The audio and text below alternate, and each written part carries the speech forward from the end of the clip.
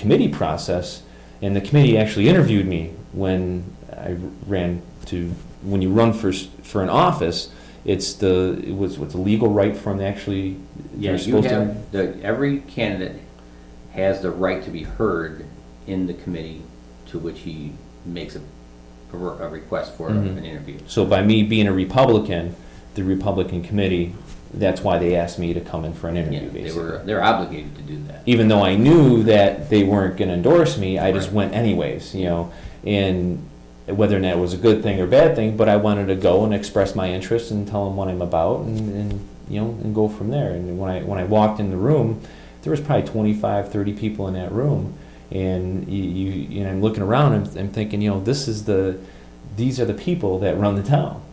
Mm-hmm. And That's generally the way it is. I never really realized it, but you see all the people sitting there and didn't know who half of them were, but these are the people that try and get their endorsed candidate in office.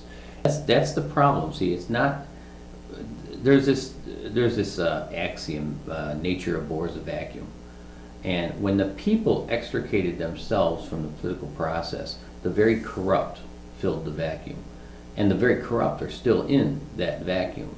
And it won't be until the people actually re-engage themselves in the political process that you'll be able to force these people out of office. They control the boards of elections. They control ballot access. They control the nominating process. Ultimately, they control who gets elected, and they're going to elect people like themselves. So the morally bankrupt have taken over the process. You can only expect that the morally bankrupt will continue to be elected and re-elected. If we're going to take back our country, if we're going to take back our communities, we have to begin in the political process. There's no ifs, ands, or buts about it. What type of things do you look for in candidates? What we ask them is, are you going to comply with all of the constitutions and charters associated with your office? So every candidate is required to comply with the United States Constitution, to comply with the New York State Constitution, in your case to comply with any charters that are associated with Niagara County government, and in the case of your town, you're running for Lockport. Lockport has a charter of its own. You would have to read and understand all of those items and comply with all of those items. Candidates who are not willing to do that never get the endorsement of primary challenge. That's the very first item on the other one is that we have 4 specific planks about government that we think are important. One is that government is too big, it's too intrusive, it's too expensive, too big, too intrusive, too expensive, and too inefficient. And we don't tell people how to specifically address each of those things, but we expect them to have some idea how they're going to address those. When going to your presentation at the Hearthstone, you talked a lot about the committee process. So I tried to educate myself and asked you a lot of questions about it, and then went to the board elections locally in Lockport and found out how Lockport is broken down. We're broken down with 14 districts. Is that by population? They have more districts per population, or no? I honestly don't think it is. Okay. I'm not sure exactly how they break it up, but Yeah. I don't think it's by population. So, according to the way it's supposed to work, there's supposed to be two people per district, so 28 people in the Right. town of Lockport. Actually, a direct representative to, your committee person is your direct connection to the President of the United States, you're actually saying. Yes, all the way up. And, Or down. yeah, up or down. So where, it's the committee person, then the town board, then at the county level, basically, and then to the state level. That's correct. And what I feel is going on, they're passing the buck. And I just found that out today. It's the committee in Lockport, the Republican committee in Lockport, only actually has 11 people elected to that office.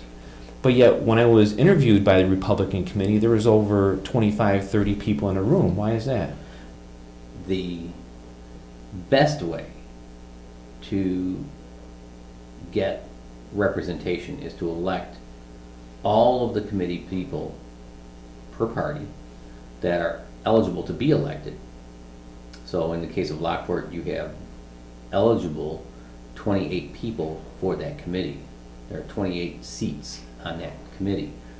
electing people to those seats is the best way to have good representation. The best representation for the residents of the community. Right, but what's happening is, in large measure, is that the chairman of the party is circulating petitions on behalf of people, in some cases, that don't even know petitions are being circulated on their behalf. And those people are being placed on the committee without their knowledge. And then the chairman is giving them a letter which they sign, and that gives the chairman the ability to vote their proxy. And so the chairman is exercising undue influence over the committee. Also, there are people who are appointed to the committee who I don't believe legally can vote on behalf of the people because they were not elected to vote. But they're appointed by the chairman, and legally or illegally, they are exercising a vote on behalf of the chairman over a certain district. So that's how the chairmen are maintaining control over the nominating process. So I learned the names of the people that are actually elected to be the committee people. And when I was being interviewed by the committee, there was a guy that was drilling me that wasn't even one of the elected officials. You know, and that in my mind just didn't seem right to me, because this guy, he is supposed to be a representative of the people, and yet he's not. He's just there because the other committee people invited them there, and he's the one drilling me, asking all these difficult questions. It just didn't seem right to me. Yeah, well, that's the problem with the political process. Is there are no rules that you can force them to adhere to. The Board of Elections, the two major political parties, the Republicans and the Democrats, have colluded to corrupt the political process and to strip us of free and open elections committees. In your opinion, in Lockport, these 25, 30 people, they're able to virtually run the town. Oh, we have two people run the town. Yeah, so Lockport. that they can control, because Yeah. that's what's happening. They endorse the candidates who are their friends, their group, Right. so you have a very small group of people that controls literally thousands. Yeah, and yet the people don't understand that. It's very rare that you have more than 2 or 3 or 4 people controlling things. It's typically 1 or 2 that control everything.